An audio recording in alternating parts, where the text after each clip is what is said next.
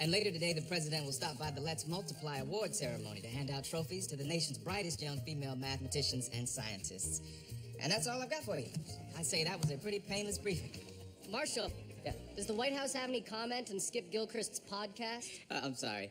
I thought you said Skip had a podcast. Oh, that is what I said. Skip has a podcast. Oh, Skip's podcast. I forgot about it for a second because it's so not a big deal. I mean, of course, we know about it. Otherwise, it might be like a political ticking time bomb. So, if you'll excuse me.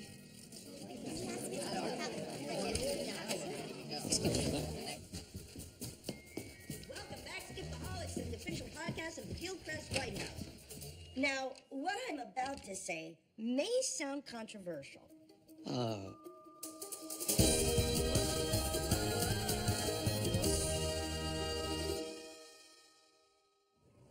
It's an honor to have you in my classroom. Well, it is a parent-teacher conference, and I am a parent. I know, but the First Lady right in front of me. I'm sorry. I promised myself that I would be professional, but OMG, I love you so much. Like a sister or brother, not sexual. How is Marigold doing? I'm actually very concerned about her. Oh. I'm here.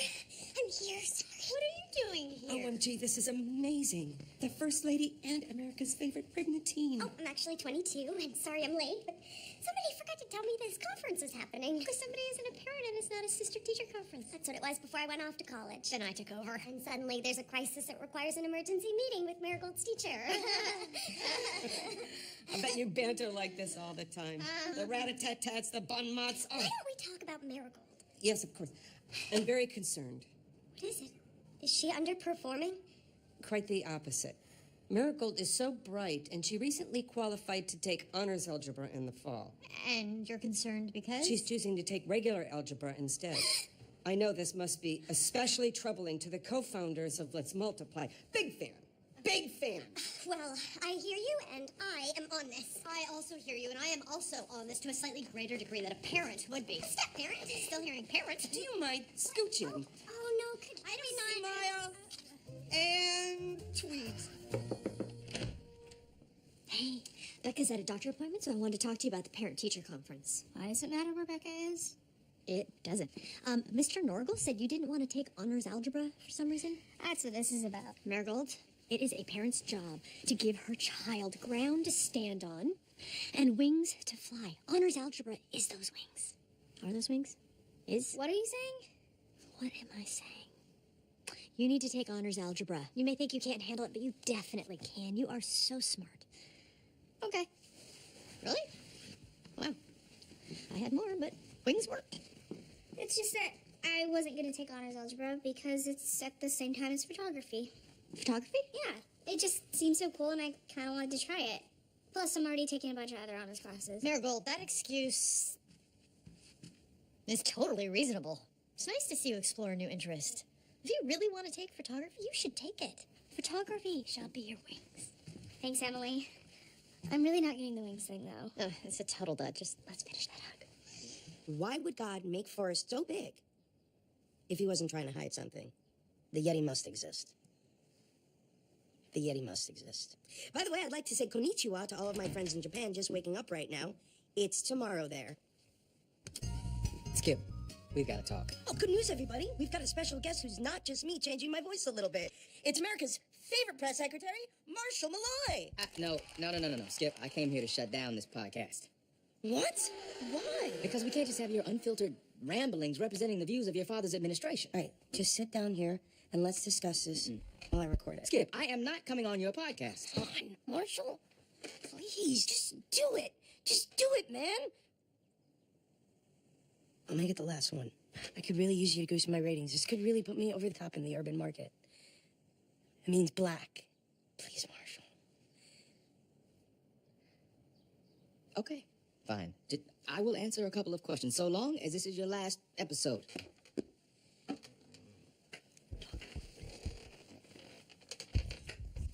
And we're back. My guest is Marshall Malloy. Live from the Lincoln bedroom.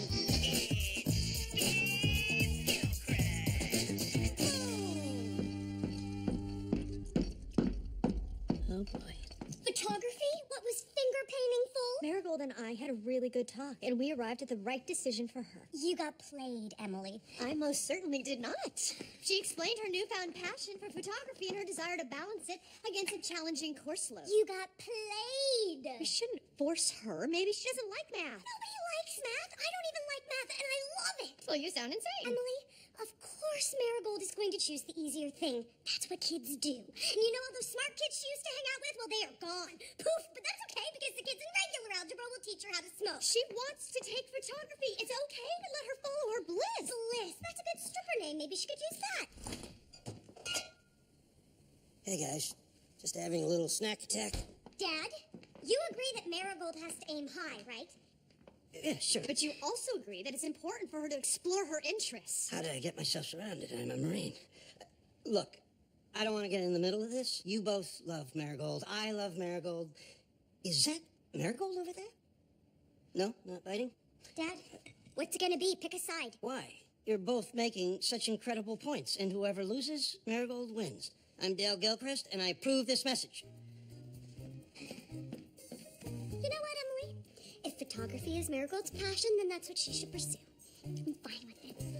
I am so not fine with it. So then I opened the briefcase, and it's filled with croissants. But the joke is on me because the French ambassador ate my talking points for breakfast.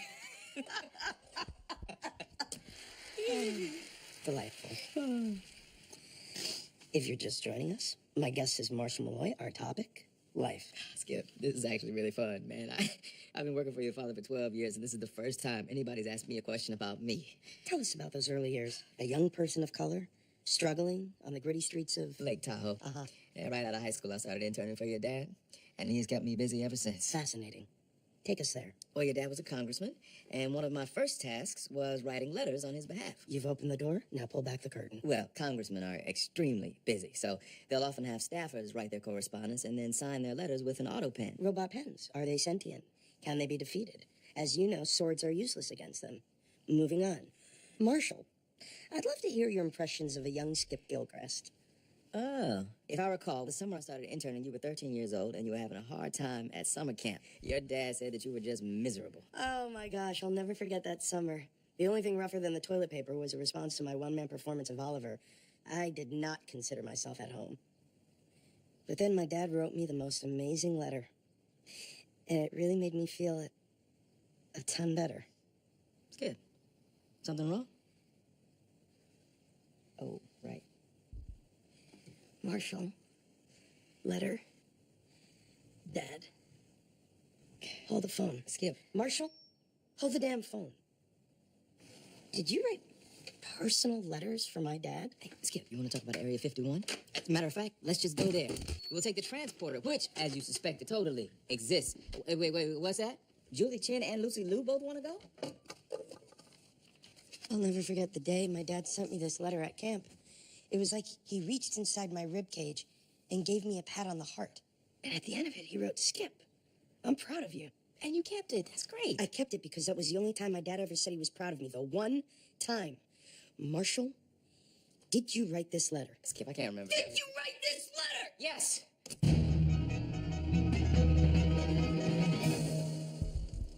We'll be right back. And we're back with Marshall Malloy, who's destroyed my childhood. Skip, I wasn't trying to destroy anything. I was just doing my job. And so, Skip, no matter how many swirlies you get, or how many times they push you off the pier into the cold, uncaring water of Lake Minikani, know that you are never truly alone. That is some good stuff that your father should have written you himself. Again, really sorry. Sorry isn't enough, Marshall. My dad entrusted my spiritual well-being, nay, the very molding of my character, to an employee. Well, an intern. And we'll be right back with the best of Skip.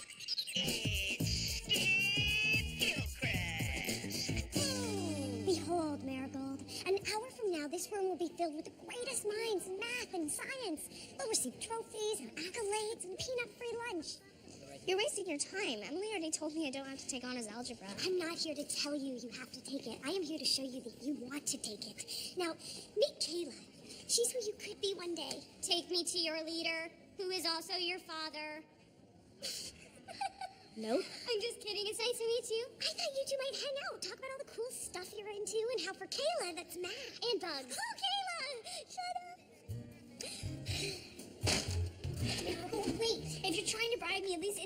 somebody cool or famous or something. Fine. Not that I'm trying to bribe you, but who would it take to impress / bribe you? Or do you maybe want to hang out with Kayla more? She's pretty cool. So she said there's no E to the Pi I in team, and I said stop being negative. Yeah, maybe we should just talk cash. Dark times here at the Gilchrist White House. My dad never said he was proud of me. What else is a lie? Maybe he doesn't think I look like a young Joe Namath. Maybe that's not a fat mirror in the master bath. Xander, how do you deal with the fact that Dad's never said he's proud of you? He told me last week. You tried to bribe her? I succeeded in bribing her. All we have to do is get Hope solo. We need her at the White House by 4 o'clock, after which Marigold will take honors algebra. Now, Hope is in Mexico City today, so we may need Air Force One. You look angry. I can't believe you went behind my back. Well, only after you failed. I waited for you to fail first. Everything okay? Absolutely not.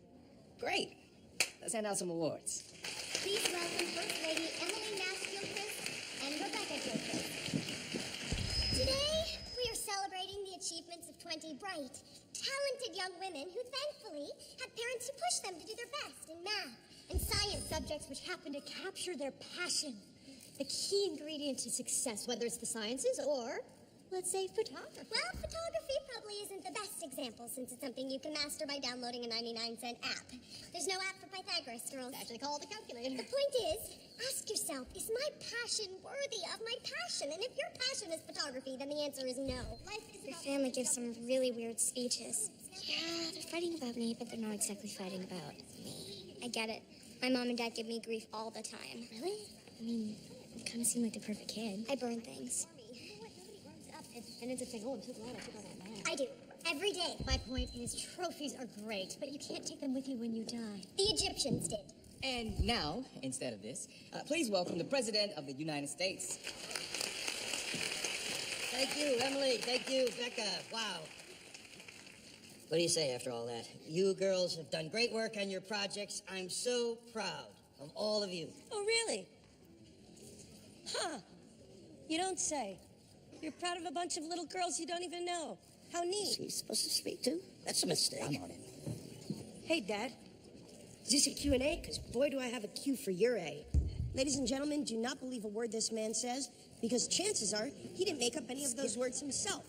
For President Dale Gilchrist is an outsourcer of fatherly love. Oh, let's multiply, huh?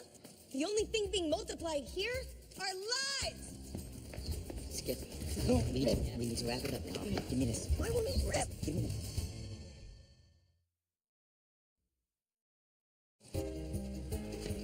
All right. I got a lot of fires to put out. Let's do this. Marshal, Skip is upset about that letter situation. How can we contain it? Actually, sir, he wants you to apologize on his podcast. He says you're a get. Fine. And he's also demanding 2 bags of potato chips, and if the word baked appears anywhere on the packaging, he will, quote, go bonanners. Moving on. Emily, Becca, that was a real debacle back there. You two need to figure this out. She made Marigold squander her future. Maybe it's time you two had a third party weigh in. You know, someone to listen in who cares about both of you. Yes, I think maybe we're there. I agreed more quickly, but did not verbalize it. Great. Marshall is your man.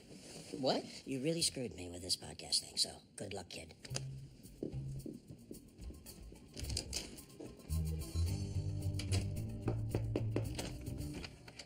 Hey, Xander. You got the stuff? Yeah, the chips, yeah. There you go. These check out. Bring them in.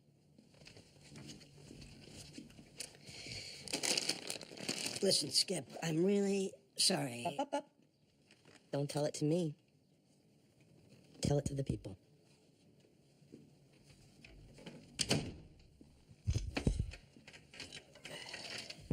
With me now, for the next 4 hours, President Dale Gilchrist. And that is why Marigold should have the freedom to follow her passion. Except she needs discipline. Hey, I didn't interrupt you. Actually, I have a 30-second rebuttal here. Actually, this debate is over. What? I have a life outside of this place. I'm in a kickball league. Okay. Then who won the debate? Yep, I'm gonna choose a winner. Who won, Marshall? All right, fine. Although it was difficult, the winner is... Hi, guys. So remember that algebra thing? Sure. Well, it turns out I can take both that and photography. I had read the schedule wrong. So, see ya. So who me to rule on an already resolved middle school scheduling issue? Absolutely. Yes. All right, fine. I'm a little short on time, so you'll have to imagine me saying, with all due respect, before most of this, Becca, you are not the parent here. Although you may have helped raise Marigold in the past, it was petty of you to undercut Emily's authority. And you are the First Lady of the United States of America, and you just told a group of math students that math sucks. You both acted like children in front of the children who you were supposed to be inspiring. So, the point is, nobody won. You both lost. With all due respect. You wrote a fake letter to Skip. Yeah, nice fake letter, Marshall. Go on the cake ball.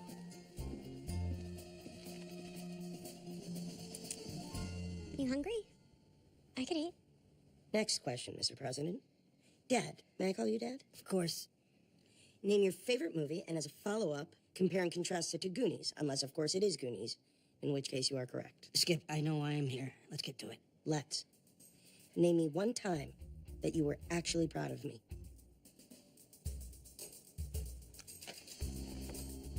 Commando. My favorite movie is Commando.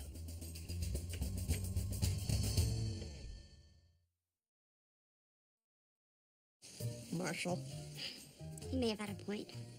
we do fight all the time. It's not good. How about this? How about we each say something that we could do to make our relationship better?